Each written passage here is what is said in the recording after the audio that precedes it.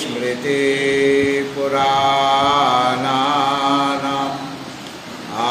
आलयं करुणालयं नमामि भगवत्पादं शङ्करं लोकशङ्करं सर्ववेदान्त सिद्धान्त गोचरं तमगोचरं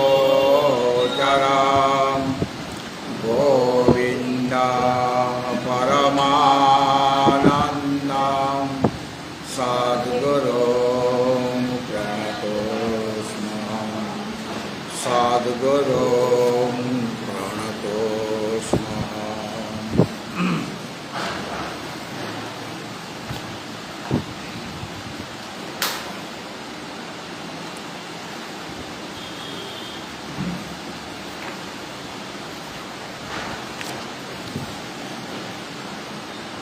ভগবত ভক্তজন প্রাতঃকালীন সত্রে আমাদের আলোচ্য বিষয় জগৎগুরু শঙ্করাচার্য প্রণীত বেদান্তের প্রকরণ গ্রন্থ বিবেক চূড়ামণি।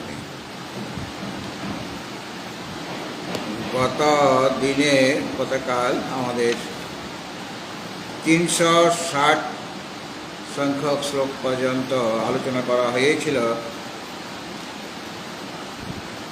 সেখানে বলা হয়েছিল যে স্থূল বিষয়ক যে অন্তঃকরণ বৃত্তি, তার দ্বারা যিনি অত্যন্ত সূক্ষ্মতম যে আত্মতত্ত্ব পরমাত্ম বস্তু, তাকে জানা যেতে পারে। স্থূল বস্তু বিষয়ক অন্তঃকরণ বৃত্তির দ্বারা সূক্ষ্মতম যে পরমাত্ম তত্ত্বরূপ বস্তু, তাকে জানতে পারা যায়, কেন ওটা স্থূল বস্তু বিষয়ক অন্তঃকরণ। অত্যন্ত নির্মল অন্তঃকরণ বিশিষ্ট যাদের অন্তঃকরণ অত্যন্ত নির্মল হয়েছে এবং বেদমার্গকে অবলম্বন করেন আর্য যারা, এদের আর্য বেদমার্গকে অবলম্বন করেন, অর্থাৎ বৈদিক মতে চলেন, অবৈদিক মতে চলেন এবং বেদে যে কর্মকাণ্ড উপাসনাকাণ্ড আছে সেগুলিরও প্রয়োজন আমাদের।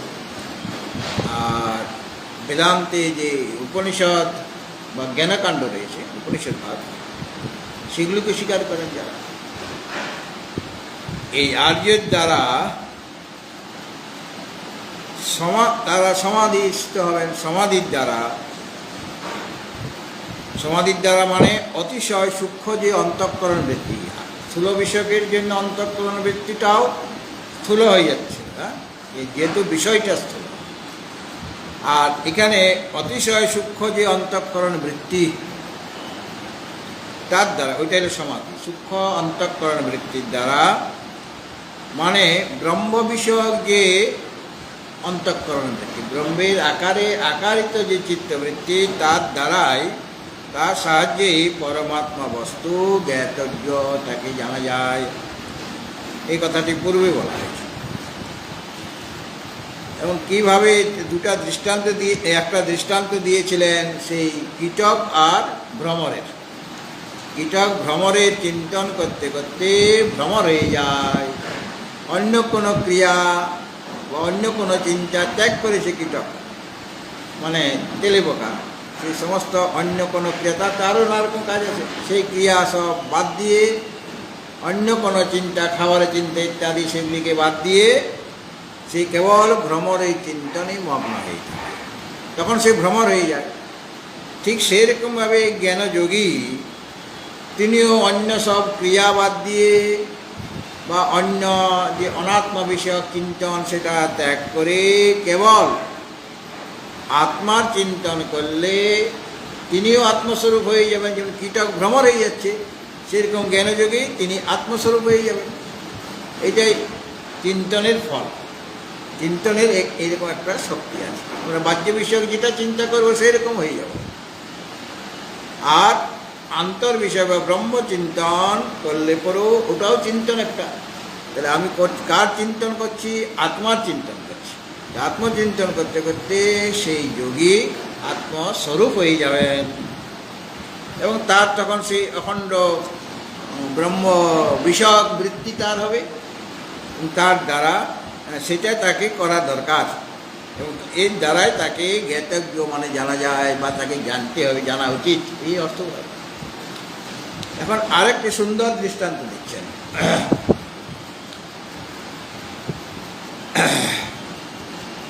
প্রায় প্রতি শ্লোকেই একটা না একটা দৃষ্টান্ত, প্রতি শ্লোক মানে দু একটার পরেই একটা সুন্দর দৃষ্টান্ত দিচ্ছেন। ওখানে কীটক আর ভ্রমরের দৃষ্টান্ত দিয়েছিলেন, এখানে আরেকটি দৃষ্টান্ত দিচ্ছেন তত্ত্বকে বোঝাবার জন্য। 361 যথা সুবর্ণং পুটপাকশোধিতং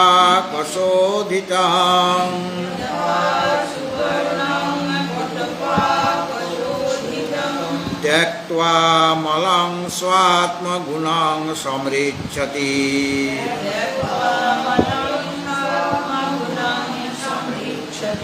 তথা মনসত্তরজস্তমো মলং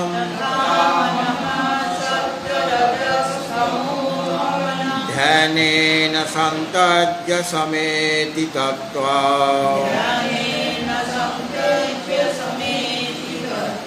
যথা সুবর্ণং পুটপাকশোধিতং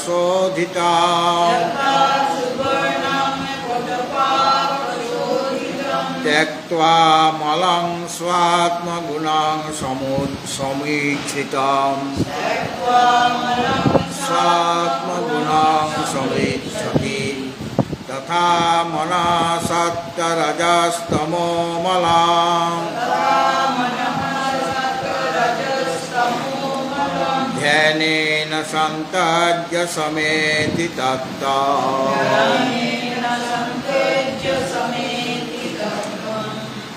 দৃষ্টান্তটা প্রথমে বলা হচ্ছে যথা সুবর্ণং পুটপাক শোভিতম ত্যক্ত্বা মলং স্বাত্মগুণং সমৃচ্ছতি, এটা হলো দৃষ্টান্ত। যথা মানে যেমনভাবে পুটপাক শোধিতম, পুট মানে পাত্র, ওই স্বর্ণকার যখন সোনাকে শোধন করে সেই দৃষ্টান্ত। সোনাকে শোধন করতে গেলে কী হয়, মানে সোনার মধ্যে আরও অনেক মল বা খাদ থাকে, সেই খাদটা দূর করতে হবে। আর যখন খাদ বা মল থাকে তখন তার এত উজ্জ্বলতা নাই, আর ওটা দূর হয়ে গেলে সোনার উজ্জ্বলতা বাড়বে। তো পুটপাক শোধিতং, যেমন কোনো পাত্রে সেখানে কিছু ক্ষার সংযোগ করবে, ওটা শোধন করার জন্য ক্ষার মানে অ্যাসিড জাতীয় জিনিস দেবে এবং তাতে অগ্নি সংযোগ করে পুটপাক মানে ক্ষার আর নাইট্রিক অ্যাসিড দেয়, ওইটাই আলাদাভাবে আগুন দিয়ে করতে হবে। তো ক্ষার সংযোগ করে তাতে অগ্নি সংযোগ করে সুবর্ণকে পাক করা হয় আর পাকের দ্বারা সেটা শোধিত হয়। মানে সুবর্ণের যে আগন্তুক যে দোষ রয়েছে, ওই নানা রকম মল রয়েছে, খাদ রয়েছে, বা সোনাটা অনেক দিন ধরে পড়েছিল, ময়লাও লেগে যায়, খাদও থাকে, সেই আগন্তুক ময়লা দূর করবার জন্য দূর হয়ে যায়, শোধিত হয়ে যায়। তো যে পাত্রে সেটা করা হচ্ছে সেটা হলো পুট মানে পাত্র, সেই পুটে পাক করা হচ্ছে। তাকে সোনাটাকে পাক মানে যেমন রান্না বান্না করে পাক করা হচ্ছে, সেরকমভাবে এটাকে শোধিত করছে, পাকের দ্বারা সোনাটা শোধিত হবে। পুটপাক শোধিতম, পুটে মানে পাত্রে যে পাক, পাক করতে গেলে তো একটা পাত্র চাই, তো পুটে যে পাক সেটা হলো পুটপাক, তার দ্বারা শোধিত যে সুবর্ণ, মানে ওখানে কিছু ওই ক্ষার বা নাইট্রিক অ্যাসিড ইত্যাদি দিতে হয়, ওইটা হলো অন্য কোনো অগ্নি দিয়ে তো ওটা জ্বালানো হয় না। তো এটার দ্বারা সোনাটা সুবর্ণ শোধিত হয়ে যাবে। আর শোধিত যখন হয়ে যায় তখন শোধিত কীভাবে হচ্ছে? শোধিত হলে কি হয় না, মলং সুবর্ণের যে আগন্তুক মল ছিল, মানে বাইরের থেকে এসে গেছে মলটা, যেমন রূপোর জিনিস, রূপোতেও ময়লা পড়ে, আবার সেটাকে যদি সেরকমভাবে তেল দিয়ে ঘি দিয়ে বা ওই কলগেট টুথ পাউডার ওটা দিয়ে যদি ঘষে দেওয়া হয় না, তাহলে ওই ময়লাটা উঠে যায়, হাতটা কালো হয়ে যাবে, হ্যাঁ, ওই ময়লাটা আপনার উঠে গেল। তো সেটাকেও মাঝে মাঝে শোধন করতে হয়, কারণ ময়লা পড়ে যাচ্ছে রূপার মধ্যে। বা আমাদের যে আগেকার দিনে জার্মান সিলভারের যে ঘটি বাটি থাকতো, হ্যাঁ, থালা বাটি গ্লাস থাকতো না, সেইগুলিকে মায়েরা দেখতাম ওদের একটা শাল পাতাতে তেল নিয়ে, শাল পাতা ছোট্ট তেল নিয়ে ওটাকে খুব করে ঘষতেন। মানে এখনকার দিনে যে নানা রকম জিনিস পাওয়া যায়, সেগুলি তখনকার দিনে ছিল না। তো ওটা ঘষলে পরেই ওই কালিটা উঠে আসে, এবং তারপরে সেটা একটু মাটি দিয়ে ধুয়ে দেওয়া হলো, একদম ঝকঝক করবে ওই বাসনপত্রগুলি। তো ফুটো পাখির দ্বারা শোধিত হওয়া মানে তার যে মল, ঘটি বাটির যে মল সেটা দূর হয়ে যায়, রূপার যে চেইন তার মলটা দূর হয়ে যায়, তবে গিয়ে শোধিত মানে রূপাটা আগের মতো ঝকঝক করবে। সেরকম সোনার মধ্যে মল মানে সোনার মধ্যে আগন্তুক মল, মানে সেটা তার স্বভাব নয়, আরোপ করা হয়েছে, মানে বাইরের থেকে এসেছে, হ্যাঁ, বাইরের থেকে এসেছে। নিজের স্বভাব হলে সেটা কিন্তু সেই মল কিছুতেই দূর হবে না, যতই তুমি পাপ করো না কেন, সেটা কিছুতেই দূর হবে না। তো ওই সুবর্ণে যে আগন্তুক মল ছিল, মানে অন্য কোনো ধাতু বা অন্য কোনো পার্থিব বস্তু তার মধ্যে ছিল, সেটাকে সে একটু ত্যাগ করে দেবে। সোনা থেকে ওই আগন্তুক যে মানে ধাতু মেশানো হয়েছে, মানে অলঙ্কার ইত্যাদি করার জন্য, ওটাকে যাতে শক্ত থাকে তার জন্য ও একটু খাদ দিতে, খাদ না দিলে অলঙ্কার করা যাবে, হ্যাঁ।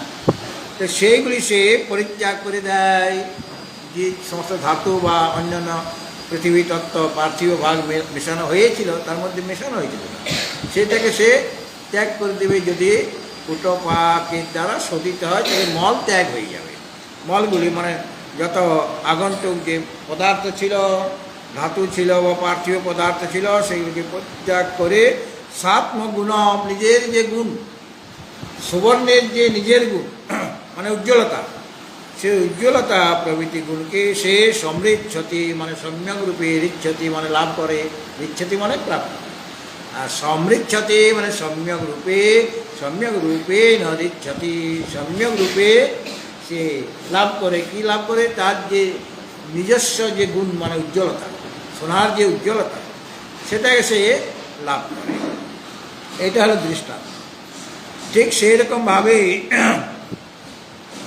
তথা মন ধ্যানে না, এখানে মনটা হলো তোমার ওই মলযুক্ত স্বর্ণ, হ্যাঁ, মলযুক্ত স্বর্ণ। সেটা যখন ধ্যানে না মানে ধ্যানের দ্বারা মানে পাঠপুক হচ্ছে, ধ্যানটা হলো পাঠপুকের দ্বারা শোধিত হবে। মন ধ্যানে মানে ধ্যানের দ্বারা সত্য রজস্তম মলং সন্তর্য, মনের মধ্যে কিছু ময়লা ছিল, এখানে সত্য রজ তমটাকে মল বলা হয়েছে, কিন্তু এখানে কিছু বিশেষ আছে, সেটা পরে বলা হচ্ছে। এখন ধরে রাখো যে সত্য রজ তম নামক যে মল, সেই মলকে সন্তর্য মানে পরিত্যাগ করে তত্ত্বং সমেতি, সেই তত্ত্বকে মানে পরমাত্মা তত্ত্বকে, পরমাত্মা স্বরূপকে সমেতি, এটি, এটিটা ওই ইণগত তার এটি ইত ইয়ন্ত, যত গমনার্থ ধাতু তার প্রাপ্তি অর্থ হয়। সম এটি মানে সম্যক রূপেণ প্রাপ্নতি, সমৃদ্ধির অর্থ যা, আর সমেতির অর্থ সে একই। তো পাত্র বিশেষে কার সংযোগে সুবর্ণ অগ্নি সংযোগ পাকের দ্বারা শোধিত যখন হয়, তখন সুবর্ণের মধ্যে যে অন্যান্য ধাতু বা পার্থিব অংশ মিলিত হয়ে আছে সেইগুলোকে সে ত্যাগ করে দেয়, মানে পুটপাকের দ্বারা সে শোধিত হয়ে গেল, মানে মলগুলি দূর হয়ে গেল। ঠিক সেরকমভাবে এবং নিজের যে সাত্মগুণ মানে উজ্জ্বলতা সেটা তার প্রকাশ পেয়ে যায়। ওটা তো তার আগের থেকে উজ্জ্বলতা ছিল, কিন্তু মলের দ্বারা আবৃত হয়েছিল, ময়লাগুলির দ্বারা সোনার যে উজ্জ্বলতা সেটা ঢাকা পড়ে গিয়েছিল। আর ওটা শোধন করার পরে মল আর নেই, অন্যান্য ধাতুর যে মিশ্রণ ছিল সেটা নেই, সেটা সরে গেছে। তখন সে নিজের যে গুণ মানে উজ্জ্বলতা সেটাকে সে লাভ করে, মানে সেটা প্রকাশ পেয়ে যায়, আগেই ছিল সেটা প্রকাশিত হয়। ঠিক সেইরকমভাবেই ধ্যানের দ্বারা সত্য রজত আর তমগুণ রূপ যে মল, সেই মলকে পরিত্যাগ করে মন ব্রহ্মবস্তু তাকে লাভ করে। তো মনটাকে এখানে বলা হয়েছে এই সুবর্ণের সাথে, যার সাথে মল রয়েছে। আর ধ্যানটা হলো পুটপাক শোধিত। আর ব্রহ্মবস্তুকে লাভ করে মানে তার যে জীবের যে নিজের স্বরূপ সেটা সে তখন প্রকাশিত হয়ে যাচ্ছে। এই যে মন, এর মধ্যে তিনটা গুণ আছে, সব কিছুর মধ্যে তিনটা গুণ, আমাদের মধ্যেও তিনটা গুণ। কেননা প্রকৃতির থেকেই তো সব কিছু হচ্ছে। প্রকৃতির মধ্যে তিনটা গুণ, সত্য রজতম তিনটা গুণ, ত্রিগুণাত্মিকা হচ্ছে মায়া বা প্রকৃতি। তাহলে মনটা তো প্রকৃতি থেকেই উৎপন্ন হয়েছে, কাজে মনের মধ্যেও তিনটা গুণ আছে, সত্য রজতম। মনের যে সত্য রজ এবং তমগুণ চলে গেলে মনও চলে যায়। তিনটা গুণ যদি না থাকে তাহলে মন কি থাকবে? মনটা তখন অমন হয়ে যাবে। অথচ এখানে বলছেন ধ্যানের দ্বারা, এখানে তথা মন সত্য রজস্তম মলং, যদি তিনটা মলেই চলে যায়, সত্য রজ তম তিনটা মলেই চলে যায়, তখন কি মন নামক কোনো বস্তু থাকবে? কেন তিনটা গুণ নিয়েই তো মন। কিন্তু এখানে বললো মনের দ্বারা তুমি ধ্যান করবে, এখানে ধ্যানের কথা বলা হয়েছে। যে মন, ধ্যানের দ্বারা মন সত্য রজতমকে পরিত্যাগ করে ব্রহ্ম প্রাপ্ত হয়, এই কথা এখানে বলা আছে। যে মনের দ্বারা, ধ্যানের দ্বারা মন সত্য রজতমকে পরিত্যাগ করে ব্রহ্ম প্রাপ্ত হয়, সমেতি তত্ত্বং সমেতি। তো এখানে এই কথাটা ধ্যান আমি কার দ্বারা করব? মনের দ্বারাই তো ধ্যান করতে হবে, বুদ্ধির দ্বারাই ধ্যান করতে হবে। তো ওদের যে তিনটা গুণ যদি চলেই যায় তাহলে আর মনটা কি করে থাকতে পারে? কাজে এটা অযৌক্তিক বলে মনে হয়। এই কারণে এর অর্থটা কি হবে? যে মন রজ মিশ্রিত যে তমের মধ্যে রজগুণ মিশন আছে, রজ মিশ্রিত তম আর তম মিশ্রিত রজ, এবং রজস্তম মিশ্রিত যে সত্য, যে রজ মিশ্রিত তম এবং তম মিশ্রিত রজ, আর রজস্তম মিশ্রিত যে সত্য, সেই সত্যকে ধ্যানের দ্বারা পরিত্যাগ করে, এখানে ওটাকে মল বলা, সত্য রজস্তম মলং সন্তর্য, তিনটা গুণেই চলে যাবে এই কথা বলা হয়েছে। তাহলে তিনটা গুণ চলে গেলে মন ধ্যান করবে কেমন করে, এটা ছিল প্রশ্ন। তখন এর অর্থটা করা হচ্ছে যে ধ্যানের দ্বারা কি হবে আসলে? ওই রজ মিশ্রিত যে তম আর তম মিশ্রিত যে রজ, মানে মনের যে রজ মিশ্রিত যে তম আর তম মিশ্রিত রজ এবং রজস্তম মিশ্রিত যে সত্য, এগুলিকে ধ্যানের দ্বারা পরিত্যাগ করে শুদ্ধ সত্যগুণের দ্বারা যুক্ত হয়ে, মনে সত্যগুণ, শুদ্ধ সত্যগুণ থাকবে। মন থাকবে, কিন্তু মনের ময়লাগুলি তো দূর হবে। দূর হচ্ছে মানে কি? রজস্তম সত্য রজতম তিনটাই চলে যাবে, কিন্তু কি রকম না, রজ মিশ্রিত যে তম সেটা চলে যাবে, তম মিশ্রিত যে রজ সেটা ময়লা সেটা চলে যাবে, আর রজস্তম মিশ্রিত যে সত্য সেটা চলে যাবে। এইরকম তম রজ সত্য চলে যাবে, মানে পরিহার ত্যাগ ত্যাগ করবে। কিন্তু কে রইবে তখন? কেবল শুদ্ধ সত্যগুণ, যেখানে অন্য গুণ মিশ্রিত নাই। তমগুণও চলে গেল, রজ মিশ্রিত তম। কেননা রজ মিশ্রিত তম আর তম মিশ্রিত রজের মধ্যে পার্থক্য আছে, পার্থক্য সেখানে। রজ মিশ্রিত তম মানে তমের আধিক্য, তমগুণের আধিক্য, কিন্তু রজ একটু মেলানো আছে। আর রজ মিশ্রিত তম, এটা হলো রজ মিশ্রিত তম। আর যেখানে তম মিশ্রিত রজ বলা আছে, সেখানে রজগুণের আধিক্য আর তমগুণ সেখানে মেলানো আছে। আর রজস্তম মিশ্রিত সত্য মানে সত্যগুণের আধিক্য, কিন্তু রজ তমগুণও মিশ্রিত হয়েছে। তো আমাদের তো মনের মধ্যে তিনটা গুণ সবসময় থাকবে, যতই মন পরিত্যাগ করা হোক তিনটা গুণ থাকবে। তার মানে ওই শুদ্ধ সত্যগুণ সে তমগুণ চলে গেল। কোন তমগুণ? যেখানে রজ মিশ্রিত তমগুণ ছিল, হ্যাঁ, সেই তম চলে গেল। তম মিশ্রিত রজ সেটাও চলে গেল। আর রজস্তম মিশ্রিত যে সত্য, সেটাকে ধ্যানের দ্বারা পরিত্যাগ করে শুদ্ধ সত্যগুণের দ্বারা বিশিষ্ট হয়। শুদ্ধ সত্যগুণ তখন মনের মধ্যে থাকবে। রজস্তম মিশ্রিত যে সত্য, সেটা চলে গেছে, পরিহার হয়েছে। তাহলে এখন কে আছে? শুদ্ধ সত্যগুণ। তার দ্বারা খাঁটি সোনা হয়ে গেল না। এখন খাঁটি সোনাকে কীভাবে পাচ্ছে দেখো, মানে শুদ্ধ সত্যগুণ যুক্ত হয়ে, মানে অখণ্ড ব্রহ্মের আকারে আকারিত যে অন্তঃকরণ বৃত্তি, সেটা থাকবে।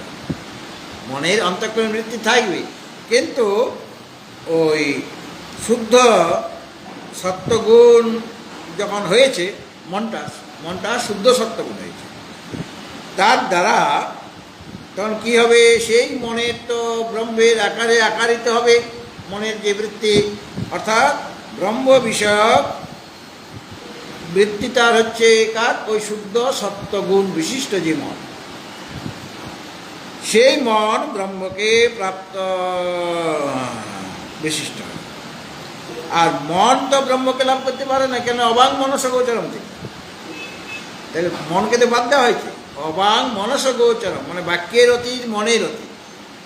বাক্যের অতীত মানে যত বাহ্য ইন্দ্রিয় আছে, জ্ঞানেন্দ্রিয়, কর্মেন্দ্রিয়, তার উপলক্ষণ, মানে কোনো বাহ্য ইন্দ্রিয়ের দ্বারা, কোনো জ্ঞানেন্দ্রিয়ের দ্বারা তাকে লাভ করা যাবে না। ন তত্ত্ব চক্ষুর গচ্ছতি, ন বাগ গচ্ছতি, ন মনা, বলা আছে উপনিষদে। তাহলে পরে আর মন,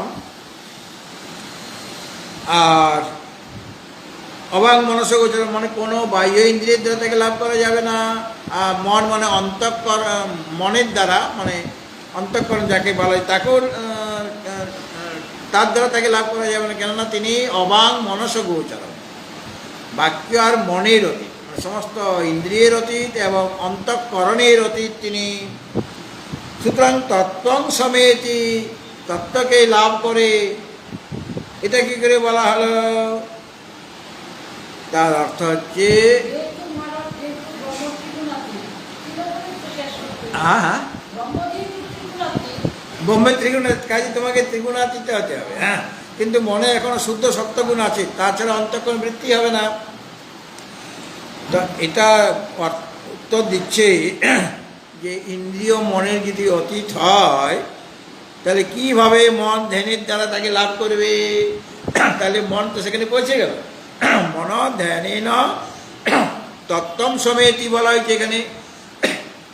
মন ধ্যানের দ্বারা তত্ত্বকে, মানে পরমাত্ম তত্ত্বকে প্রাপ্ত হবেন, মানে তাকে জানবেন। কিন্তু মনের তো সেখানে প্রবেশ নিষেধ করা হয়েছে, আগেই বলা হয়েছে তোমাদের প্রবেশ নিষেধ, জনসাধারণের প্রবেশ নিষেধ, হ্যাঁ, সাধারণের প্রবেশ নিষেধ। তাহলে এদের তো সাধারণ মধ্যে দিয়ে দেওয়া হয়েছে, এদের তো প্রবেশ নিষেধ, এখানে কেউ যেতে পারবে না। তাহলে এখানে কেন বলা হলো যে মন ধ্যানেন তত্ত্বম সমেতি? মন ধ্যানের দ্বারা সেই পরমাত্মা তত্ত্বকে লাভ করেন। আর সন্তর্য সত্য রজস্তম মলম, ওই জায়গাটা তো ঠিক, মানে ওখানে তমগুণ মানে রজ মিশ্রিত তমগুণ, আর রজগুণ মানে তম মিশ্রিত রজগুণ, আর সত্যগুণ মানে রজস্তম মিশ্রিত সত্যগুণ। তাহলে শুদ্ধ সত্যগুণ রয়ে গেল মনের মধ্যে, হ্যাঁ, কিন্তু ওগুলিও সামান্য থাকবে।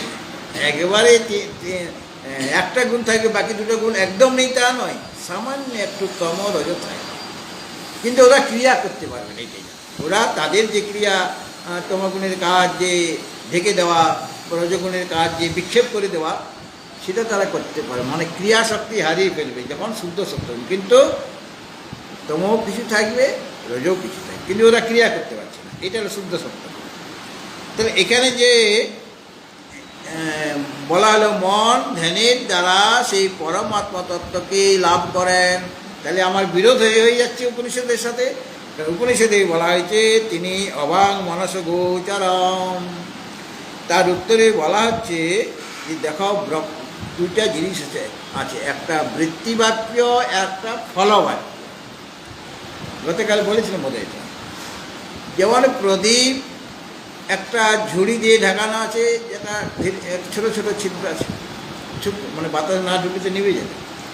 আরেকটা কোনো পাথরের জিনিস বা শিবলিঙ্গ, সেটাও ঢাকাতে আছে। তো আর ঘরের মধ্যে রাখা আছে, ঘরটা অন্ধকার, আলাদা আলাদা হয়ে রাখা আছে, আলাদা আলাদা হয়ে।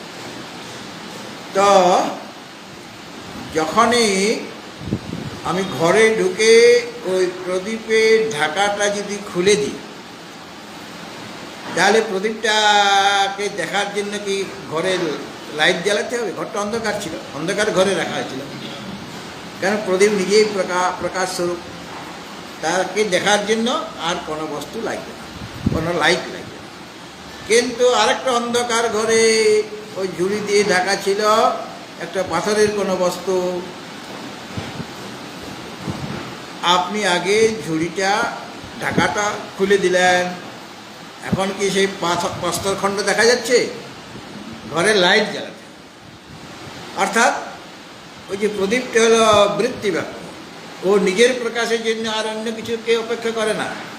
আর পাথরের জিনিসটা তার তো নিজস্ব প্রকাশ নেই, এই জন্য কেবল ঢাকনা খুললেই হবে না, সেটাকে প্রকাশ করার জন্য আরেকটা প্রদীপের প্রয়োজন, আরেকটা আলোর প্রয়োজন। ঘরটা তো অন্ধকার, তো দুটোর মধ্যে পার্থক্য। সেরকমভাবে ব্রহ্মের ক্ষেত্রেও তাই, ব্রহ্ম হলেন বৃত্তিবাক্য, অর্থাৎ তাকে যে ঢেকে রেখেছিল, যে ঝুড়িটা দিয়ে ঢাকা আছে, মানে অজ্ঞান, ব্রহ্ম বিষয়ক অজ্ঞান, সেটা বা অনাত্মা বস্তুটাকে ঢেকে রেখেছিল।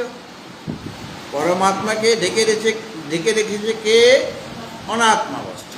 অজ্ঞানেন বৃতম জ্ঞান, অজ্ঞানের দ্বারা জ্ঞান আবৃত আছে।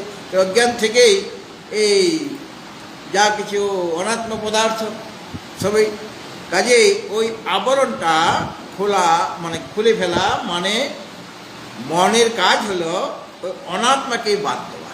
এটা আত্মা নয়, এটা আত্মা নয়, এটা আত্মা নয়, এই বিচারের দ্বারা অনাত্মাকে বাদ দেওয়াটাই হলো মন বুদ্ধির কাজ। আর যখন বাদ দিয়ে দেওয়া হলো, আবরণ যখন খুলে গেল, তখন তো পরমাত্মা আপনা আপনি প্রকাশিত হয়ে যাবে। কাজে মন তো সেখানে প্রবেশ করলো না, মনকে প্রবেশ করতে পারলো? মনের কতদূর, তার সীমা কতদূর, তার একটা সীমা আছে। সীমা হলো অনাত্মাকে বাদ দিলেই সেই চরিতার্থ হয়ে গেল, তার আর কোনো কাজ নেই। কেন সে জানে যে এই অনাত্মাকে সরিয়ে দিলেই পরমাত্মা নিজেই সে ফুটে উঠবে, মানে প্রকাশিত হয়ে যাবে। সুতরাং মনকে প্রবেশ করতে হলো না, কেবল অনাত্মাকে বাদ দেওয়াটাই হলো ওই সূক্ষ্ম বুদ্ধির কাজ। মানে শুদ্ধ, যে এখানে সত্যগুণ বলা হয়েছে, শুদ্ধ সত্যগুণ বিশিষ্ট মন, শুদ্ধ সত্যগুণ যুক্ত তার মন, তাহলে সেই শুদ্ধ সত্যগুণ কী করছে? মনে যে শুদ্ধ সত্যগুণ, এর দ্বারা মানে শুদ্ধ সত্যগুণ বিশিষ্ট যে মন, তার ক্ষমতা বেড়ে গেল, সে তখন অনাত্মাকে বাদ দেবে। আর বাদ দেওয়ার পর যেটা অবশিষ্ট রইবে, সেটা তিনি প্রকাশিত হয়ে গেলেন আপনা আপনি। এই জন্য মনকে সেখানে পৌঁছাবার দরকার নেই, কেবল বর্ডার অবধি সে পৌঁছে দিল, এরপরে তুমি তোমার ওখানে পৌঁছে দিতে পারো। বর্ডার তোমাকে পাস করে দিবে, এবার তুমি যাও না, বাংলাদেশে চলে ঢুকে যাও, বর্ডার তো পাস করে দিবে। এইরকম বর্ডার পাস করে দেবে, মানে অনাত্মাকে বাদ দেওয়া, মানে বর্ডার পাস হয়ে গেল আপনার, আর বর্ডার নাই, ও আপনাকে যেতে দিচ্ছিল না, এই অনাত্মা বর্ডার।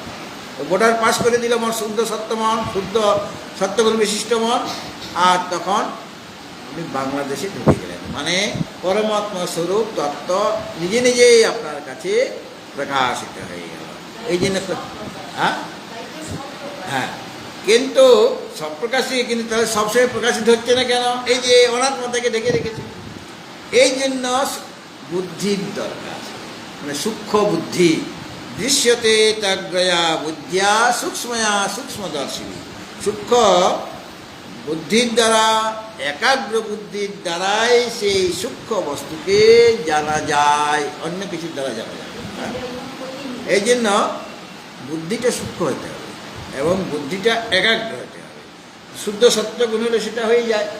তখন ওই মন, মানে শুদ্ধ সত্যগুণ বিশিষ্ট মন, তখন সেই ধ্যানের দ্বারা সন্তর্য সত্যরজতম মলম, এই তম সত্যরজতম মলকে ত্যাগ করে কেবল শুদ্ধ সত্যগুণ বিশিষ্ট হয়ে ধ্যানের দ্বারা তিনি তত্ত্বং সমেতি, তত্ত্বকে লাভ করেন। ওই তত্ত্বকে লাভ করতে তিনি সাহায্য করেন। তিনি তো আপনা আপনি বিকশিত হয়ে যাচ্ছেন, প্রকট হয়ে যাচ্ছেন। আর ধ্যানের দ্বারা যে আমার মল ছিল, সেই মলগুলিও দূর হচ্ছে।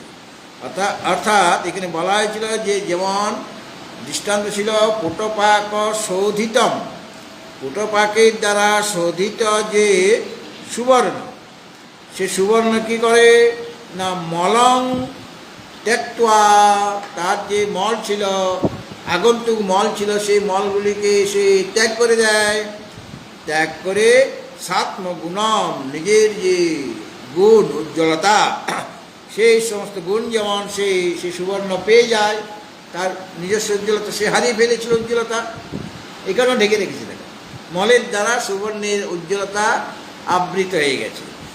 আর ওই মল যখন দূর হয়ে গেল, তখন সুবর্ণ নিজ স্বরূপে প্রকাশিত হচ্ছে।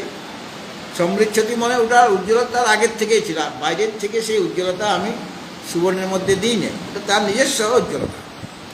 ঠিক সেরকমভাবে মন ধ্যানের দ্বারা সত্য রজস্তম মলং সন্তর্য, ওই সত্য রজতম মল ত্যাগ করে, মানে ওই রজমিশ্রিততম, রজমিশ্রিততম, তমমিশ্রিত রজ আর রজস্তম মিশ্রিত যে সত্য, এই তিনটা গুণকে ত্যাগ করে, এইভাবে তম রজ সত্যকে ত্যাগ করে, কিন্তু রয়ে গেল কে? শুদ্ধ সত্য গুণ রয়ে গেল, শুদ্ধ সত্য গুণ। এবং তার সাথে তম আর রজ সামান্য মেশানো থাকবে, কিন্তু সেগুলি কোনো ক্রিয়া করতে পারবে না, মানে আবৃত করতে পারবে না। তমগুণের কাজ আবৃত করে দেওয়া বা রজগুণের কাজ বিক্ষেপ সৃষ্টি করা, সেটা সে করতে পারবে না। কাজেই ওই শুদ্ধ সত্যগুণ বিশিষ্ট হয়ে মনটা শুদ্ধ সত্যগুণ বিশিষ্ট হয়ে গেছে, মানে মলগুলি দূর, যেগুলি মল ছিল সেই মলগুলি ধ্যানের দ্বারাই দূর হচ্ছে। দূর হয়ে মন ধ্যানেন সত্যরজস্তম মলং ত্যক্ত্বা তত্ত্বং সমেতি, সেই পরমাত্মা স্বরূপকে প্রাপ্ত হওয়ার। আর প্রাপ্ত হওয়াটা মানে অনাত্মাকে দূর করে দেয় এই শুদ্ধ সত্য মন, বা যেখানে উপনিষদে ওটাকেই বলা হয়েছে সূক্ষ্ম বুদ্ধি বা একাগ্র বুদ্ধি, ওটাকেই বলা হয়। যেমন শুদ্ধ সত্যগুণ বিশিষ্ট মনটা হয়ে যাবে, সেটাই হলো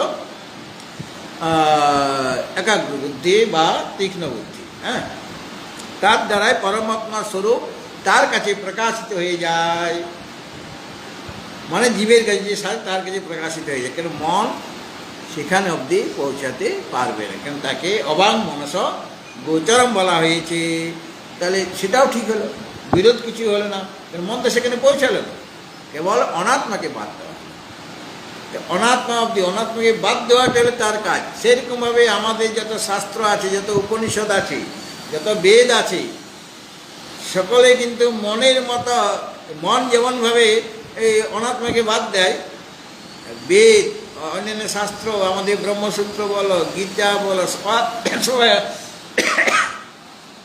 বেদেরও ক্ষমতা নাই, সে তো শব্দ, তারও ক্ষমতা নাই যে পরমাত্মা তত্ত্বকে সে প্রকাশ করে। শাস্ত্রের ক্ষমতা নাই যে পরমাত্মা তত্ত্বকে প্রকাশ করে দেবে। ওদের কি কাজ? কেবল অনাত্মাকে কীভাবে বাদ দেওয়া যায় সেটা তারা বলছে। আর বাদ দেওয়ার পর বেদ অবেদ হয়ে যায়, মন অমন হয়ে যায়, এরকম বলা আছে। বেদ অবেদ হয়ে যায়, তখন বেদের প্রয়োজনীয়তা নেই। বেদ কি তোমাকে বর্ডার অবধি নিয়ে এসছে, মানে অনাত্মার হাত থেকে তোমাকে রক্ষা করে দিয়েছে। তারপরে যা রইল সেটাই তো তিনি, সেটা সেখানে আর বেদের কোনো প্রয়োজন নেই, সেখানে মনের কোনো প্রয়োজন নেই। মন অমন হয়ে যাবে, বেদ অবেদ হয়ে যাবে। কেন ব্রহ্ম হলেন বৃত্তিবাক্য, তিনি ফলবাক্য নন, ওটার মতো ফলবাক্য নন। অর্থাৎ ফলের জন্য সে অপেক্ষা করে না। ব্রহ্ম বিষয়ক যে বৃত্তির দ্বারা সে পরমাত্মাকে জানতে হবে। আর ঠিক আছে, এটা বোঝা হয়েছে? ঠিক বোঝা হয়েছে? এটা আপনি তো পরে এসছেন, কিন্তু তারপরে আমি বলে দিয়েছি নিরন্তরাভ্যাস না না নিরন্তরাভ্যাস বসাৎ তদিচ্ছং পক্কং মনোব্রাহ্মণি লীয়তে যদা পক্কং মনোব্রাহ্মণি লীয়তে যদা তদা সমাধি সবিকল্পবর্জিতঃ সতো দ্বয়ানন্দরসানুভাবকঃ। পক্ক বানান না, দেখি পক্ক বানান। পক্ক শব্দটা আছে, এই যে পক্ক একটা শব্দ আছে এই শ্লোকের মধ্যে, না দেখবেন ওটার বানানটা কি হবে?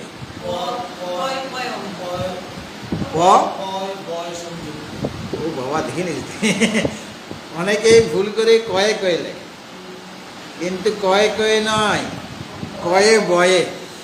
ঠিক আছে, যেটা ব্যাকরণ অনুসারে কয়ে বয়ে, এখানে দেখো কয়ে বই আছে। হ্যাঁ, যে ভুল করে বলেই আমি বলে দিলাম, অনেকেই ভুল করে, পণ্ডিতরাও ভুল করে। নিরন্তরাভ্যাস বসাৎ তদিচ্ছং পক্কং মনোব্রাহ্মণি লীয়তে যদা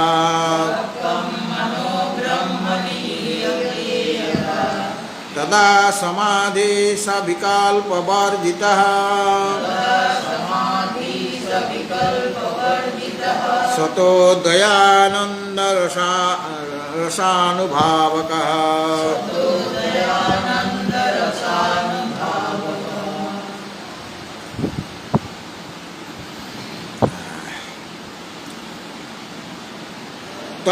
তৎ মানে এখানে তসমাৎ, এখানে বলা হয়েছে নিরন্তরাভ্যাসাৎ তৎ, তৎ যোগ ইত্থম, ইত্থম মানে এই প্রকার। হ্যাঁ, এটা যদি সন্ধি বিচ্ছেদ করা হয় নিরন্তর অভ্যাস বসাৎ তৎ যোগ ইত্থম। ঠিক আছে, তৎ মানে তসমাৎ মানে সেই কারণে। হ্যাঁ, যেহেতু এখানে মন ধ্যানের দ্বারা মল রহিত হয়ে শুদ্ধ সত্য গুণ বিশিষ্ট হয়ে ধ্যানের দ্বারা সেই পরম তত্ত্বকে লাভ করে থাকে।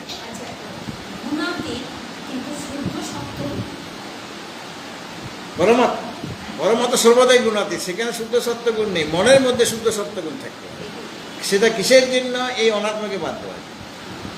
হ্যাঁ, পরমাত্মা তার জন্য বলা হয়নি, তিনি তো সর্বদাই সর্বতভাবে গুণাতীত, ওই শুদ্ধ সত্যগুণও তার মধ্যে নেই, তাহলে তো তিনি সগুণ হয়ে গেলেন। শুদ্ধ সত্যগুণ তো একটা গুণ, এটা পরমাত্মার জন্য বলা হয়নি, মনের জন্য বলা হয়েছে।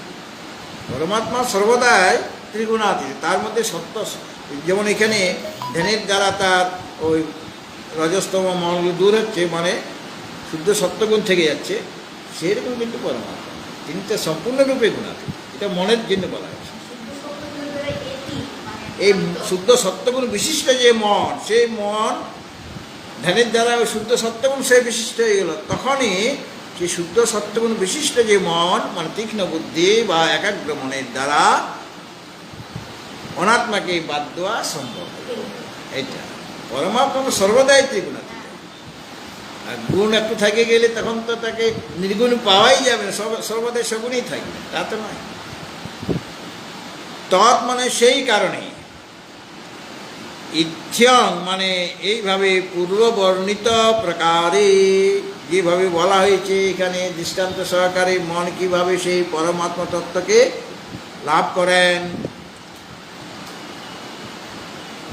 সে নিরন্তর অভ্যাস বসাৎ, সর্বদা অভ্যাসের ফলে, সর্বদা অভ্যাস করছেন, অভ্যাস বসাত মানে অভ্যাসের ফলে, বসাত মানে কারণে, সর্বদা ওই অভ্যাসের ফলে পক্কং, পক্কং পস ধাতু থেকে ত প্রত্যয় করে পক্কং শব্দ হচ্ছে।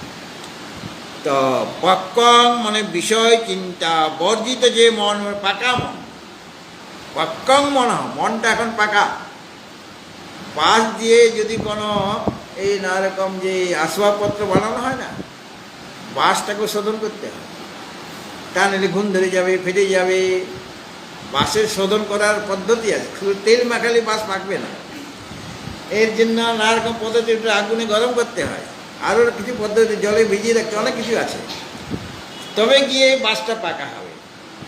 আমি বাঁশ ঝাড় থেকে পাকা বাঁশ কিনলাম, হ্যাঁ, মানে বয়স্ক বাঁশ, কিন্তু সেটা ঘুণ ধরে যাবে, সেটাকে যদি শোধন করা তখন সে আসলে পাকা বাঁশ হবে।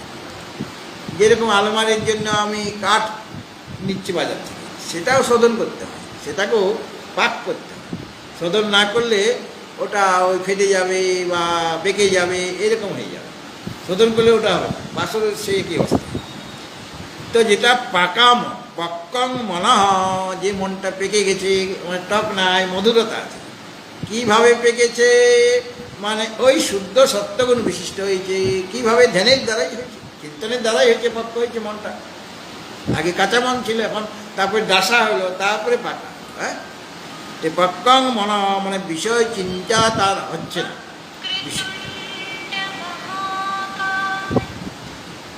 তো ওই যে পক্কং মন মানে বিষয় চিন্তা বর্জিত যে মন, যে বিষয় চিন্তন করছে না, কেবল আত্মচিন্তন করছে, আত্মচিন্তনের দ্বারাই তো তার মনটা পাকা হয়েছে। এই রজ মিশ্রিত তম, তম মিশ্রিত রজ বা রজস্তম মিশ্রিত সত্যগুণ চলে গিয়েছে, এখন শুদ্ধ সত্যগুণ বিশিষ্ট, ওইটা হলো পাকা। তো কীভাবে মনটা পাকা হলো? সেই বিষয় চিন্তন ত্যাগ করে আত্মচিন্তন করছিল, তার জন্য মনটা পাকা হয়েছে। কাঁচা মন নয় বা ডাসাও নয়, একদম পেকে গেছে, মধুরতা রস যেন ঝরে পড়ছে। সেই পাকা মন মানে শুদ্ধ সত্যগুণ বিশিষ্ট যে মন, কীভাবে সেটাকে মনটাকে পাকা কী করে করা হলো, তার উপায়টা বলে দেওয়া হয়েছে। ধ্যানের দ্বারা তার মনটা পাকা হয়েছে, মানে আত্মচিন্তনের দ্বারা বিষয় চিন্তন ত্যাগ করে আত্মচিন্তন করেছে মন, তবে গিয়ে মনটা পাকা। তার আগে তো ওটা কাঁচা ছিল। যদা এই পাকা মনটি যখন ব্রহ্মণি লিয়তে, ব্রহ্মতে লয় প্রাপ্ত হয়, মানে মনের যে বৃত্তি হয়ে থাকে, অন্তঃকরণ যে বৃত্তি, সে বৃত্তিটা যখন আর থাকবে না, অন্তঃকরণ বৃত্তি রহিত হয়ে যাবে, অর্থাৎ ব্রহ্মমাত্র রূপে অবস্থান করে তার বৃত্তিটা আর থাকবে না। ওই নির্বিকল্প সমাধির ক্ষেত্রে বলা হয়েছিল, সবিকল্প সমাধিতে জ্ঞাতা জ্ঞান জ্ঞেয় সব থেকে যায়, আর অন্তঃকরণের ব্রহ্মাকার চিত্তবৃত্তি হচ্ছে, বিষয়কার নয়, অন্তঃকরণের ব্রহ্মাকার চিত্তবৃত্তি, তাহলে চিত্তবৃত্তি থেকে যাচ্ছে।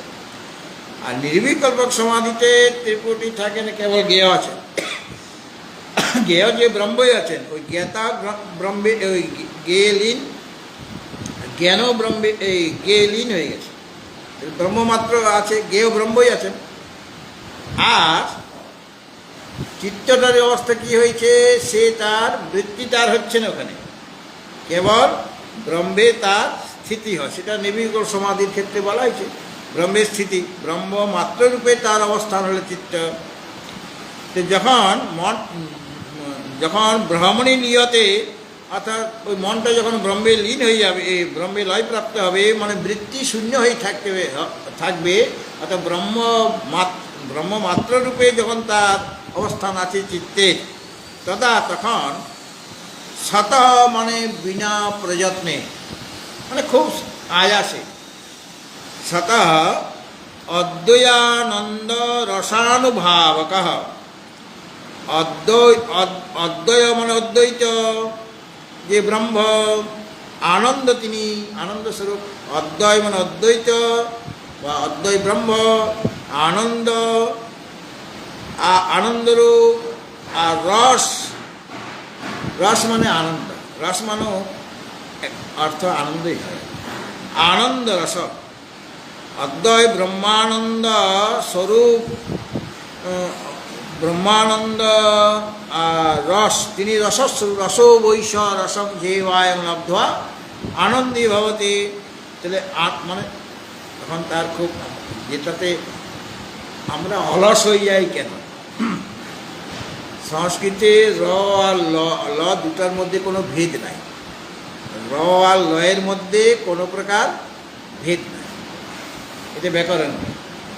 তাহলে পর যদি কোনো বস্তুতে আমি রস না পাই, আনন্দ না পাই, একটা আমাকে কাজ দেওয়া হয়েছে, কিন্তু সেই কাজ, সেই যে কাজটা দেওয়া আছে সেখানে আমি কাজটা করে কোনো আনন্দ পাচ্ছি না, রস পাচ্ছি না, তাহলে আমি ওই বিষয়ে তাহলে অলস হয়ে গেলাম। আমি অলস হয়ে গেলাম মানে অলস হয়ে গেলাম, মানে ওটা আমার কাজ করতে ইচ্ছা করছে না, এই ধীরে সুস্থে করবো, কেন ওটার থেকে আনন্দ পাচ্ছি না। বই পড়তে বললে তখন ঝিমুনি এসে যাচ্ছে, আর টিভি যদি দেখতে হয়, সিনেমা চলছে, তখন আর সারা রাত চলে গেল, টেরেই পেলাম না, কেন সেখানে আমার রস আছে, সেখানে নিরলস হয়ে আমি সেটা দেখছি। আর যখনই আমার বই পড়তে হচ্ছে তখন ঝিমুনি আসছে, কেন?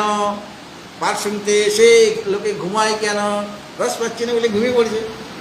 অন্য জায়গায় সিনেমা হলে ঘুমাবে সে, একদম টাকা টিউশন করে যেতে হবে। তাহলে পর এখানে রস মানে তার প্রতি একটা, তিনি তো রসস্বরূপ, সেদিকে যিনি জীব তার একটা মানে আকর্ষণ আছে, এই অর্থ করা যেতে পারে। আর রস মানে আনন্দ, রস মানে আনন্দ, আর এই জন্য রস থেকে এসেছে রাস, এই যে রাসলীলা, ওই রস থেকে রাসলীলা, অর্থাৎ রাসলীলা যেখানে রস মানে আনন্দ অনুভব হয়। কার রাস? রাধা কৃষ্ণের রাস। রাধা কৃষ্ণ মানে এরা রাসের মধ্যে কি হয়, রাধা কৃষ্ণ মাঝখানে থাকে, আর তাকে ঘিরে সকলে মানে নাচানাচি করছে, তাকে ঘিরে চারদিকে। তাহলে পর সেখানে ওই রসস্বরূপ যে ভগবান কৃষ্ণ বা রাধা, তাদেরকে নিয়ে আমরা, তারা যে লীলা করেছেন, আনন্দদায়ক লীলা, মানে রসদায়ক লীলা, সেই লীলাতে আমরা বিভোর হচ্ছি। আর যারা রাসলীলা দেখছেন তারাও রাস করছেন, তারাও ঘুরছেন, তারা ওই তার চারদিকে ঘুরছেন, মানে রাস করছেন। এই যে মনে করো এই যে পৃথিবীটা, সূর্যকে রেখে সূর্যের চারদিকে ঘুরছে কি না? সূর্য মনে করে কৃষ্ণ, আর চারদিকে ঘুরছে, তাকে সামনে রেখে, মাঝখানে রেখে পৃথিবী, মানে পৃথিবীবাসী সব ঘুরছে, মানে আনন্দে বিভোর হচ্ছে, সর্বদাই রাসলীলা চলছে। হ্যাঁ, তো এরকমভাবে রাসোৎসব মানে যে উৎসবে আমার রস লাভ হবে, আনন্দ লাভ হবে, সেটা হলো রাস উৎসব। কি রস? ভগবত রস, আনন্দ রস বা আত্মরস যেখানে অনুভব হবে, সেটাই হলো রাস উৎসব, আধ্যাত্মিক। যাই হোক, তো এই যে ব্রহ্মে সে লীন হয় মনটা, মানে বৃত্তি শূন্য হয়ে যায়, তদা সেই সময় শত মানে বিনা প্রযত্নে অদ্বয় আনন্দ রসানুভাবক, অর্থাৎ অদ্বয় ব্রহ্মানন্দ রূপ রসের অনুভব যার দ্বারা হচ্ছে, অনুভবজনক, অনুভাবক মানে অনুভবজনক, বিকল্প বর্জিত, যেখানে কোনো রকম বিকল্প নেই, কোনো কল্পনা নেই, এমন যে সমাধি, সেই সমাধি মানে নির্বিকল্পক সমাধি, সমুদেতি, তখন তার সেই নির্বিকল্পক সমাধি হয়ে যাচ্ছে। মানে অভ্যাস আর বৈরাগ্যের দ্বারা চিত্তবৃত্তি নিরোধ করা যায়। অভ্যাসেন তু কন্তেয় বৈরাগ্যেন চ গৃহতে, গীতাতে বলা হয়েছে। তার মানে কি? চঞ্চল মনটা শান্ত হবে। তার মানে অভ্যাস আর বৈরাগ্যের দ্বারা চিত্তবৃত্তির নিরোধ হবে। অভ্যাস আমি যত করব, যত আমি আত্মচিন্তনের অভ্যাস করব, আর বিষয়ের প্রতি আমার বৈরাগ্য থাকবে, আর আত্মচিন্তন যত বেশি করব, যত বেশি অভ্যাস করব, আর বিষয়কে আমি, বিষয়ের প্রতি আমার বৈরাগ্য আছে, তাহলে পরেই তার চিত্তবৃত্তি নিরোধ হবে, মানে মনটা শান্ত হয়ে যাবে, মানে কোনো বিষয়াকার অন্তঃকরণ বৃত্তি হবে না। তখন ওই আত্মাকার বা অখণ্ড ব্রহ্মাকারের দ্বারা আকারিত চিত্তবৃত্তি ওই অবস্থায় হবে। তা এটা যেমন বলা হয়েছে আমাদের দর্শন শাস্ত্রে বা গীতাতে, এই গ্রন্থেও আগেও পূর্বে বৈরাগ্যের কথা বলা হয়েছে। মানে বৈরাগ্যের কথা না বললে বেদান্ত সম্পূর্ণ হয় না। মানে বৈরাগ্য না থাকলে বেদান্ত পড়ে তোমার কোনো লাভ হবে না। বৈরাগ্য চাইতে হবে, বৈরাগ্যের দ্বারা আর অভ্যাসের দ্বারাই তাকে জানা যাবে। এখানে অভ্যাসের কথা বলছেন, বৈরাগ্য আর অভ্যাস দুটো জিনিস চাই। এখানে বলা হয়েছে অভ্যাসের কথা। তো কি অভ্যাস করবে? সর্বদা চিত্তের বৃত্তি নিরোধের অভ্যাস করতে হবে, যাতে চিত্তবৃত্তি নিরোধ হয়ে যায়, মানে চিত্তবৃত্তি আর না হয়, অন্তঃকরণ বৃত্তি না হয়। তার জন্য তোমাকে অভ্যাস করতে হবে। তো অভ্যাস করতে গেলে মনটাকে পক্ক হতে হবে, মনটাকে পাকা করতে হবে। কীভাবে পাকা হবে? না, বিষয় চিন্তা এবং বাসনা আদি শূন্য হয়, তবে গিয়ে মনটা পাকা হবে।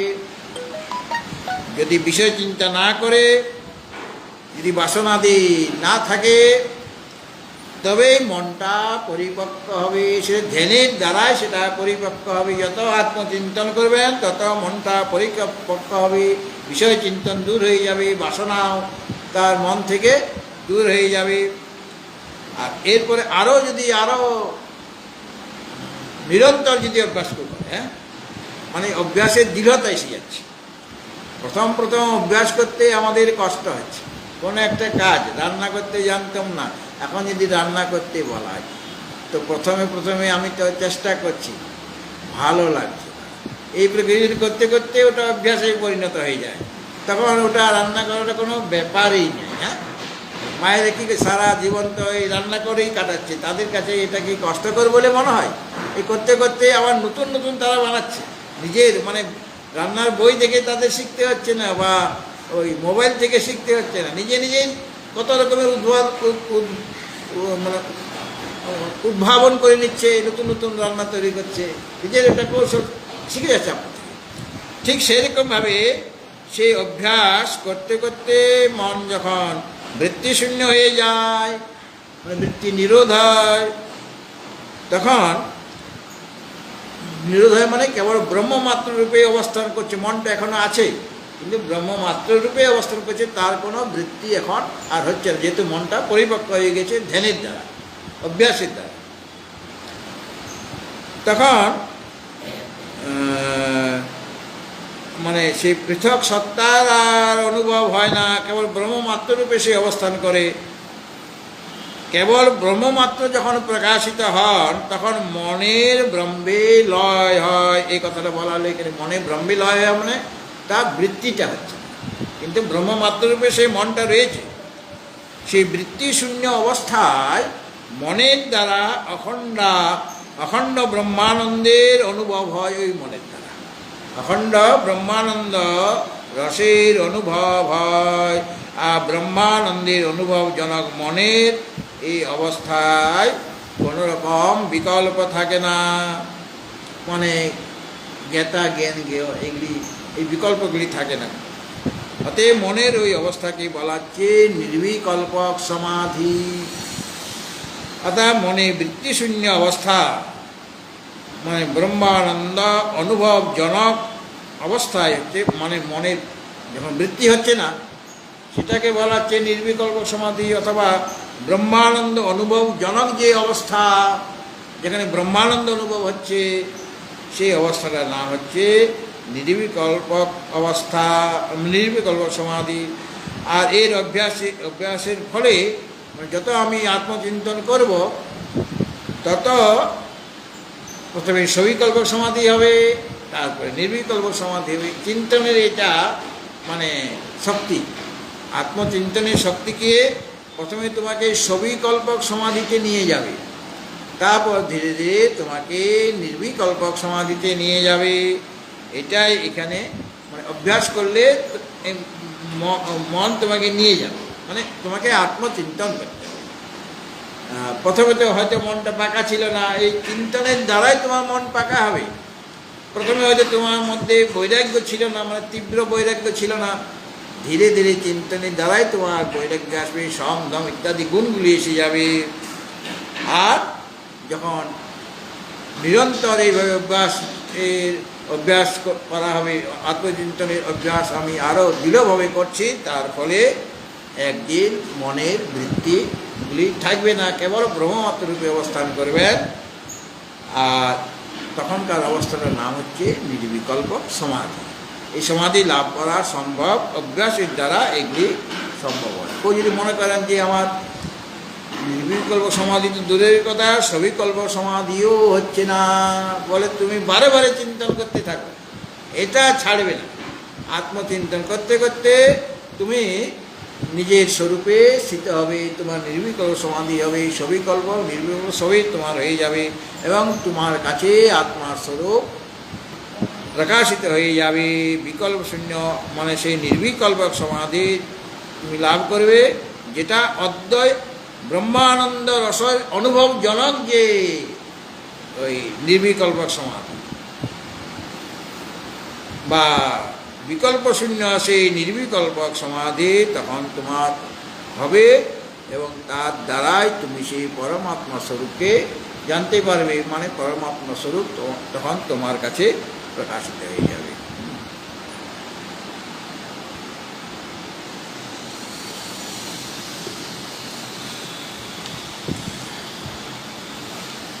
আচ্ছা বলবো,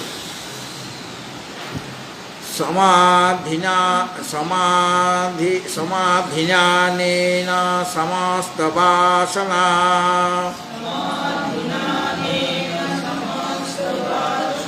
গ্রন্থের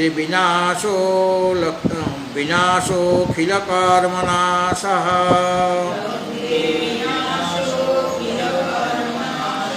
অন্তর্বহি সর্বতৈব সর্বদা স্বরূপ বিস্ফূর্তিরযত্নতা স্যাৎ।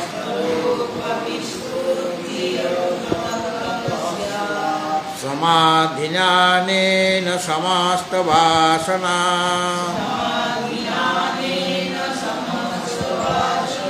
গ্রন্থের বিনাশোখিল কর্মনাশঃ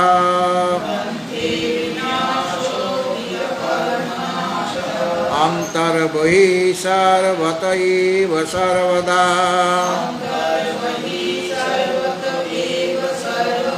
স্বরূপ বিস্ফূর্তিরযত্নতা স্যাৎ। অনেন সমাধিনা, এই সমাধির দ্বারা, এখানে সমাধিনা অনেন লেখা আছে, মানে সমাধিনা যোগ অনেন, মানে অনেন সমাধিনা। এই যে সমাধি, সমাধি মানে নির্বিকল্পক সমাধি, যার কথাটা আগে বলা আছে। অনেন সমাধিনা, এই নির্বিকল্পক সমাধির দ্বারা, যেখানে ত্রিপুটি থাকে না আর মনটা ব্রহ্মমাত্র রূপে অবস্থান করে, তার তখন কোনো বৃত্তি নেই মনে। সমস্ত বাসনা গ্রন্থে বিনাশ, সমস্ত বাসনারূপ যে গ্রন্থি, যেমন হৃদয় গ্রন্থি, সেটা বাসনাটাও একটা গ্রন্থি। তো সমস্ত বাসনা গ্রন্থে, মানে এখানে ষষ্ঠী বিভক্তি, সমস্ত বাসনা গ্রন্থির বিনাশ, তার বিনাশ হয়ে থাকে। সমস্ত বাসনারূপ গ্রন্থির বিনাশ হয়ে যায় কখন, কার দ্বারা? অনেন সমাধি না, এইরকম সমাধির দ্বারা, মানে নির্বিকল্প সমাধির দ্বারা। যত বাসনারূপ গ্রন্থি ছিল, সেটা তো আমাকে ওই বিষয়ে সংসারে আটকে রেখেছিল। সে বাসনারূপ যে গ্রন্থি, তার বিনাশ হয়ে যাবে এই নির্বিকল্প সমাধির দ্বারা। মানে আত্মচিন্তনে অভ্যাস করলে, সেটা পক্কা হলে তোমার ওই নির্বিকল্প সমাধি হবে। আর সেই নির্বিকল্প সমাধির দ্বারা কী হবে? যত বাসনা গ্রন্থি ছিল, বাসনারূপ গ্রন্থি সব ছিন্ন ভিন্ন হয়ে যাবে। আর অখিল কর্মনাশ, আর কি হবে? যে অখিল কর্মনাশ, সমস্ত কর্মের নাশ হয়ে যাবে, মানে নষ্ট হয়ে যাবে। বিদ্যতে হৃদয় গ্রন্থে ছিদ্যন্তে সর্বসংশয়া হিয়ন্তে চাস্য কর্মাণি তস্মিন দৃষ্টে বরাবরে। এখানে বলা হলো সমস্ত বাসনা গ্রন্থি নষ্ট হবে, আর অখিল কর্মে, সমস্ত কর্মের নাশ হবে। আর অন্তর্বহি, ভিতরে এবং বাইরে, মানে শরীরের ভিতরে এবং শরীরের বাইরে, সর্বতেব মানে সর্বপ্রকারই, শরীরের ভিতরে শরীরের বাইরে, সর্বতএব মানে সর্বপ্রকারে, সর্বদা মানে সব সময়, অযত্নতা বিনা প্রযত্নে। আগে তো আমাকে চেষ্টা করতে হচ্ছিল, এখন আর চেষ্টা করতে হচ্ছে না, মানে খুব আয়াসী। ঠাকুর শ্রীরামকৃষ্ণ সম্পর্কে বলা হয় যে তিনি হয়তো কারোর সাথে কথাবার্তা বলছেন, হয়তো ভগবত বিষয়ে কোনো কথা হয়েছে, সাথে সাথে তিনি সমাধিস্থ হয়ে গেলেন। ওটা তাকে চেষ্টা করে করতে হলো, ওটা তার স্বভাব হয়ে গেছে।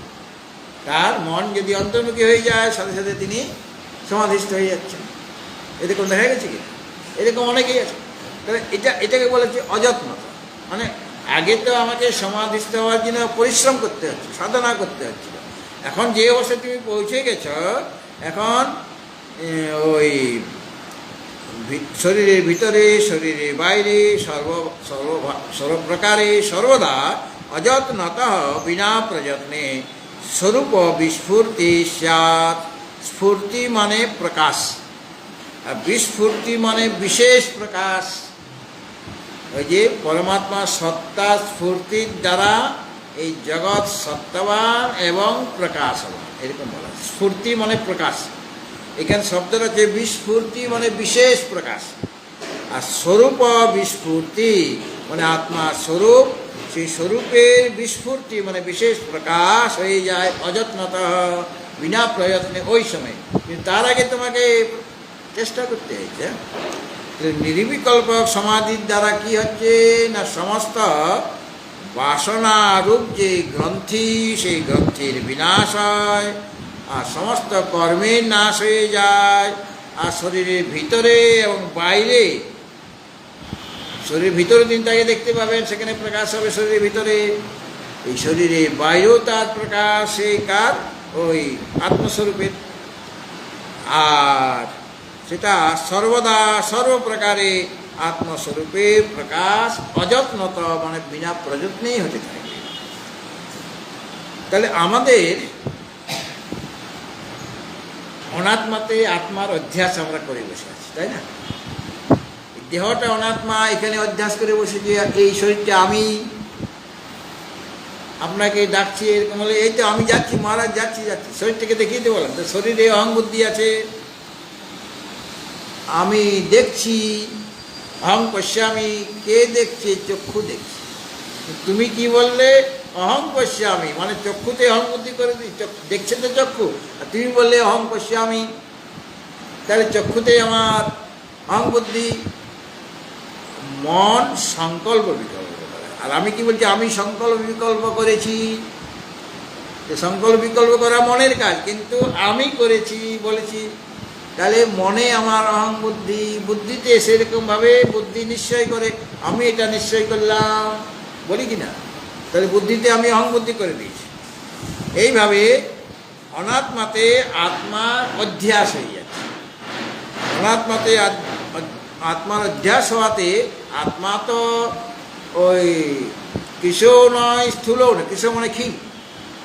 আত্মাকে সে দেখতে কীরকম, সে কৃষ না মোটা, মানে পাতলা না মোটা, তার সব সে খোড়া নয় তো, হাত পা ভালো আছে তো।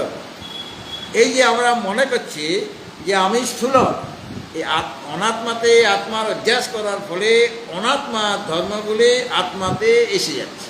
এই জন্য আমি বলি যে আমি স্থূল, আমি কৃষ। শরীরটা তো স্থূল, শরীরটা কৃষ।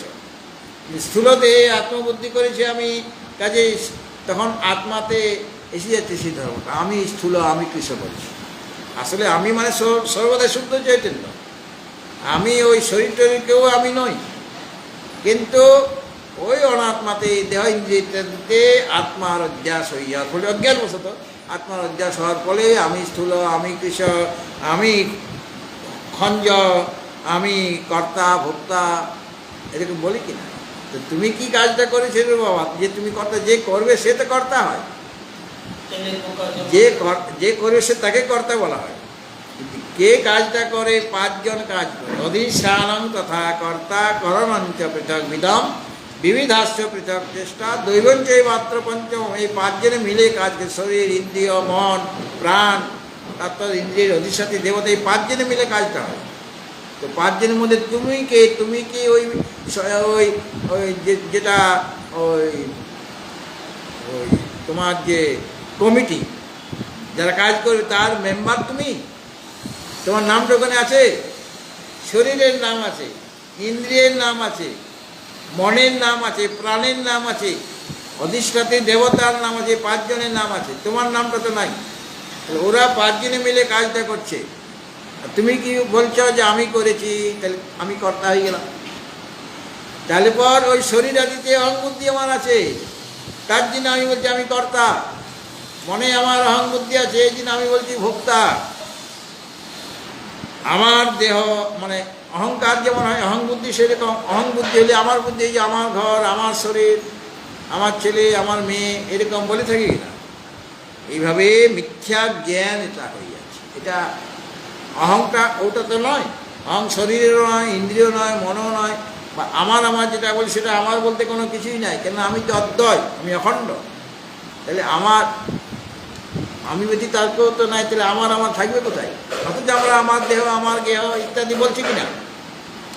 এই সমস্ত মিথ্যা জ্ঞানের যে সংস্কার আছে তার নাম হলো বাসনা। এই হলো বাসনা।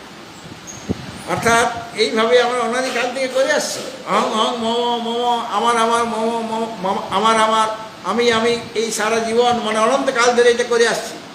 যতবার মনুষ্য শরীর রয়েছে বা অন্যান্য শরীর, সেখানে অহংকার মমকার ছিল। তার একটা বাসনা সংস্কার রয়ে গিয়েছে, মিথ্যা জ্ঞানের একটা সংস্কার। এটা আমি নই, সেখানে আমি বুদ্ধি, আমার বুদ্ধি করে। এটা হলো সেই সংস্কার, মানে অনাদিকাল থেকে এটা আছে। কাজে কত সংস্কারটা দৃঢ় হয়ে আছে, বাসনার সংস্কার দৃঢ় হয়ে গেছে। তাহলে এটাকে গ্রন্থি বা গাটের সাথে তুলনা করা হচ্ছে। বাসনা গ্রন্থি গাঁট যদি লেগে যায়, পৈতা বানাতে বা পৈতার সুতা খুলতে গিয়ে গাঁট লেগে গেল, গ্রন্থি লেগে গেল। গ্রন্থি দিচ্ছিলেন, কিন্তু তার আগেই ওই পৈতাতে গ্রন্থি দিতে হয়। তার একটা গাঁট দেওয়ার নিয়ম আছে, সেই নিয়মে সেটাকে গ্রন্থি দিতে হবে। আর তার আগে এই সুতাটা খুলতে গিয়ে তোমার গ্রন্থি লেগে গেল, মানে গাঁট লেগে গেছে। তাহলে সেই গাঁটটা খোলার জন্য, সুতাটা না খুললে তো তুমি ও পৈতাটা বানাতে পারবে না। আগে যে গ্রন্থিটা আমি চাইনি সেই গ্রন্থিটা হয়ে গেছে, মানে গাঁট লেগে গেছে। আমি তো পৈতার গ্রন্থি আলাদাভাবে দেবো, সেটা তো আমার প্রয়োজন, কিন্তু তার আগে সুতাতে গ্রন্থি লেগে গেছে। ওখানে গাঁট লেগে গেলে সেটা দিয়ে তো আমি পৈতাটা বানাতে পারছি না।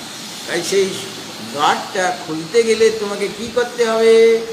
হড়বড় করতে হবে, তাড়াতাড়ি করে আমার কাজ সময় আছে, অফিসে যেতে হবে, এখন পৈতাটা বানিয়ে দিয়ে যেতে হবে, আরও বেড়ে যাবে। ধীরে ধীরে তোমাকে আসনে বসতে হবে, গায়ত্রী মন্ত্র জপ করতে হবে। জপ করতে করতে করতে ধীরে ধীরে ধীরে খোলো, তাহলে ওটা খুলে যাবে। মনটাকে স্থির করার জন্য গায়ত্রী মন্ত্র তোমাকে দেবো।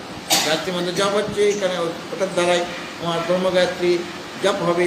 ওটা থাকলেই তো ব্রহ্মগায়ত্রী জপ করতে পারবো।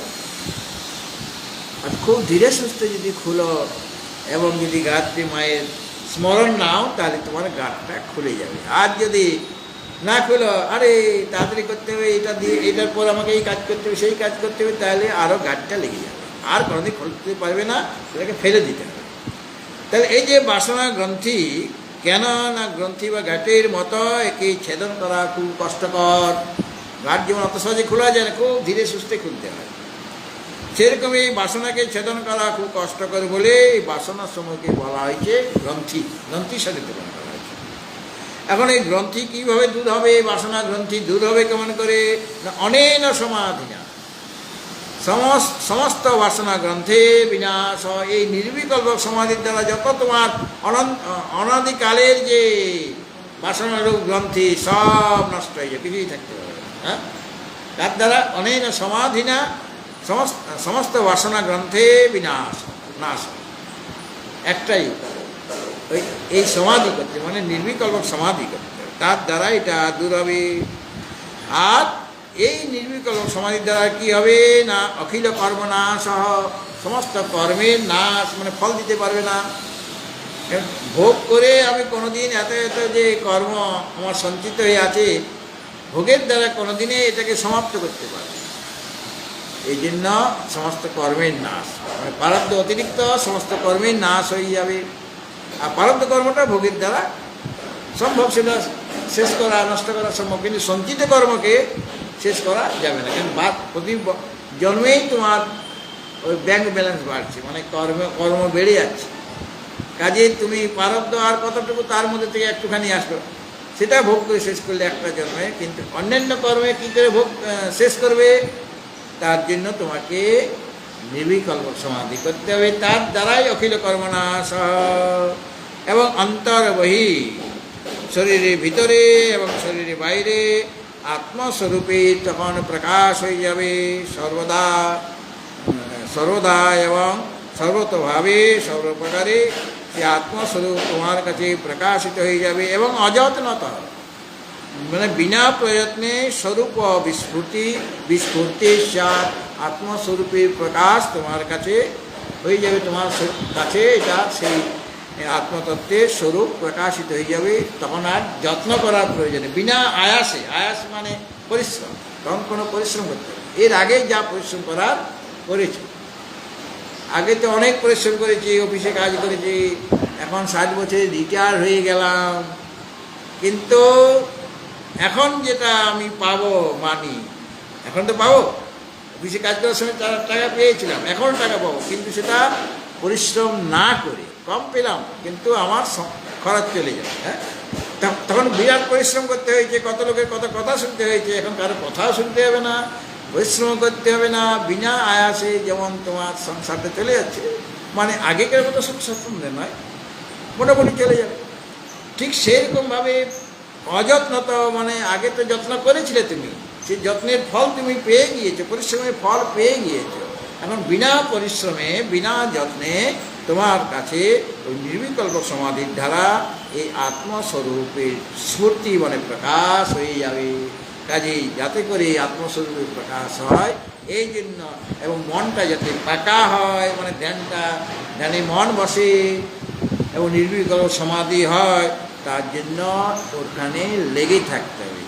আর বিষয়ের প্রতি বৈরাগ্য চাই, আর আত্মচিন্তনের অভ্যাস যত করতে থাকবো ততই সেই বিষয়ে আমি পরিপক্ক হতে থাকবো। হ্যাঁ, এবং মনটা বুঝে যে কীভাবে আমাকে এগোতে হবে, মনেই বলে দেবে, যেহেতু আমি আত্মচিন্তন করছি তখন মনেই ডিরেকশন দেবে, এইভাবে এইভাবে চলো। মন তো তখন শুদ্ধ সত্য বন্ধু বিশেষ হবে কিনা, সে তখন অন্যরকম ডিরেকশন দেবে, ভালো ডিরেকশন দেবে। তখন সে তোমাকে পরমাত্মার কাছাকাছি নিয়ে যাবে, কাছাকাছি নিয়ে ছেড়ে দেবে, বলে এবারে যাও তুমি, হ্যাঁ তোমার সাথে আর সম্পর্ক না, কেননা তুমি যেখানে যাচ্ছ সেখানে আমি যেতে পারবো না, আর গেলে তুমি যে রূপ পাবে আমারও সেই রূপ হয়ে যাবে, আমি আর মন থাকতে পারবো না, আমি অমন হয়ে যাবো। হ্যাঁ, ঠিক আছে, এবং থাক। হরি ওম পূর্ণমদা পূর্ণমিদাং পূর্ণাৎ পূর্ণমুদচ্যতে পূর্ণস্য পূর্ণমাদায় পূর্ণমেবাবশিষ্যতে। ওম শান্তি শান্তি শান্তি। হরি।